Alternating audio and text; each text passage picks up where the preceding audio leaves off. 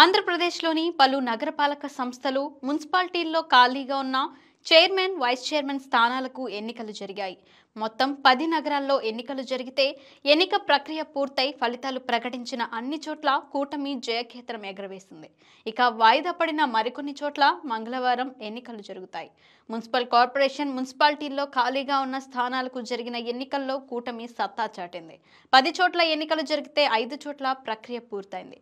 Camp రాజకీయాలతో ఉత్కంఠ రేపిన గుంటూరు కార్పొరేషన్లో స్టాండింగ్ కమిటీ ఎన్నికల్లో కూటమి క్లీన్ స్వీప్ చేసింది. 6 స్థానాల్లో 5 టీడీపీ, 1 జనసేన గెలిచాయి. గెలిచిన వారికి డిక్లరేషన్ ఫామ్స్ అందించారు కమిషనర్. కూటమి కార్యకర్తలు సంబరాలు జరుపుకుంటున్నారు. హిందూపురం మున్సిపల్ చైర్మన్ పదవిని టీడీపీ కైవసం చేసుకుంది.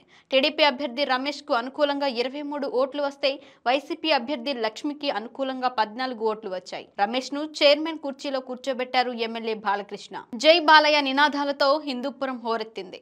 అటు నూజివీడు మున్సిపల్ వైస్ చైర్మన్ పదవి టీడీపీ ఖాతాలో పడింది. వైస్ చైర్మన్ గా టీడీపీ అభ్యర్థిగా పగడాల సత్యనారాయణ ఎన్నికయ్యారు. మంత్రి పార్థసారథి సహా 18 మంది కౌన్సిలర్లు పగడాల సత్యనారాయణను వైస్ చైర్మన్ గా ప్రతిపాదించారు. దాంతో వైస్ చైర్మన్ గా సత్యనారాయణ ఎన్నిక అయినట్లు అధికారులు ప్రకటించారు. నెల్లూరు డిప్యూటీ మేయర్ గా టీడీపీ అభ్యర్థి తహసీన్ ఎన్నికయ్యారు. టీడీపీకి అనుకూలంగా 41, వైసీపీకి మద్దతుగా 21 ఓట్లు పడ్డాయి.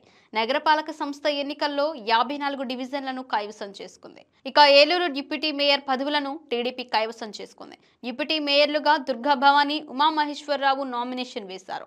వైసీపీ మాత్రం ఎన్నికను బహిష్కరించింది. 2 నామినేషన్లు మాత్రమే రావడంతో వారిని డిప్యూటీ మేయర్లుగా ప్రకటించారు అధికారులు. ఇదిలా ఉంటే డిప్యూటీ మేయర్ ఎన్నికల ప్రక్రియ తిరుపతిలో పొలిటికల్ హీట్ పెంచింది. తమ కార్పొరేటర్లను కిడ్నాప్ చేస్తున్నారని హైకోర్టును ఆశ్రయించింది వైసీపీ. దీంతో కార్పొరేటర్లకు రక్షణ కల్పించాలని ఎస్పీని ఆదేశించింది కోర్టు. వైసీపీ పిటిషన్పై మంగళవారం విచారణ జరగనుంది. దీంతో తిరుపతి డిప్యూటీ మేయర్ సహా Piduguralla, Tuni vice chairman, Nandigama, Palakonda chairperson ఎన్నికలు వాయిదా పడ్డాయి. ఆయా చోట్ల మంగళవారం ఎన్నికలు జరుగుతున్నాయి.